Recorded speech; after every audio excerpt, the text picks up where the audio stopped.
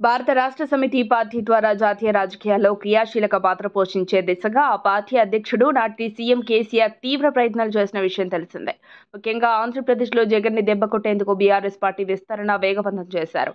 ఇదే క్రమంలో గతంలో ఏపీకి చెందిన పలువురు ముఖ్య నేతలు, మాజీ ఐఏఎస్ తోట చంద్రశేఖర్, మాజీ మంత్రి రావెల కిషోర్ బాబు, మాజీ ఐఆర్ఎస్ చింతల పార్థసారథి సహా పలువురు బీఆర్ఎస్ పార్టీలో చేరారు.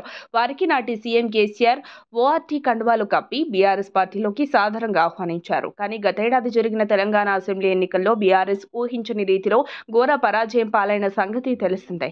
ముచ్చటగా మూడోసారి అధికారంలోకి వస్తామని గులాబీ అధినేత కేసీఆర్ 100 సీట్లు గెలుస్తామని చెప్పినప్పటికీ కర్ణాటకలో కాంగ్రెస్ విజయంతో తెలంగాణలో బీఆర్ఎస్కు కాస్త సీట్లు తక్కువైనా గెలిచేది కారు పార్టీయేనని గులాబీ నేతలు భావించారు. కానీ ప్రజల తీర్పుతో సీన్ రివర్స్ కావడం, కాంగ్రెస్ అధికారంలోకి రావడం, సీఎంగా రేవంత్ రెడ్డి ప్రమాణ స్వీకారం చేయడం అన్నీ చకచక జరిగిపోయాయి. అయితే దేశ రాజకీయాల్లో తనదైన మార్కు చూపించాలన్న కేసీఆర్ కల ఒక్క ఓటమితో కలగానే మిగిలింది.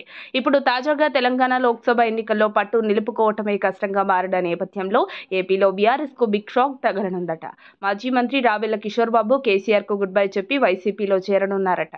ఆయన ప్రస్తుతం బీఆర్ఎస్ పార్టీలో ఉన్నారు. రాజ్యసభ సభ్యుడు అయోధ్య రామిరెడ్డి కిషోర్ బాబును పార్టీలోకి వచ్చేలా ఒప్పించారని తెలిసిందే. 2014లో కిషోర్ బాబు ప్రత్తిపాడు నుంచి టీడీపీ ఎమ్మెల్యేగా గెలుపొందారు. చంద్రబాబు ప్రభుత్వంలో మంత్రిగా పనిచేశారు. ఆ తర్వాత టీడీపీని వీడి జనసేనలో చేరి పోటీ చేసి ఓడిపోయారు. ఆ తర్వాత బీజేపీలోకి వెళ్లారు. గతేడాది బీఆర్ఎస్ పార్టీలో చేరారు. 30న కిషోర్ బాబు వైసీపీ కండువా కప్పుకోనున్నారు. ఈయన 10 ఏళ్లలో 4 పార్టీలు మారారు. వైసీపీలో చేరితే 5వ పార్టీలో చేరినట్టు అవుతుంది. మొత్తానికి ఓటమి బాధ నుండి కేసీఆర్ తేరుకోకముందే ఇటు తెలంగాణలో అటు ఏపీలో బీఆర్ఎస్కు నేతలు హ్యాండ్ ఇవ్వడం ఇబ్బందికరంగా మారింది.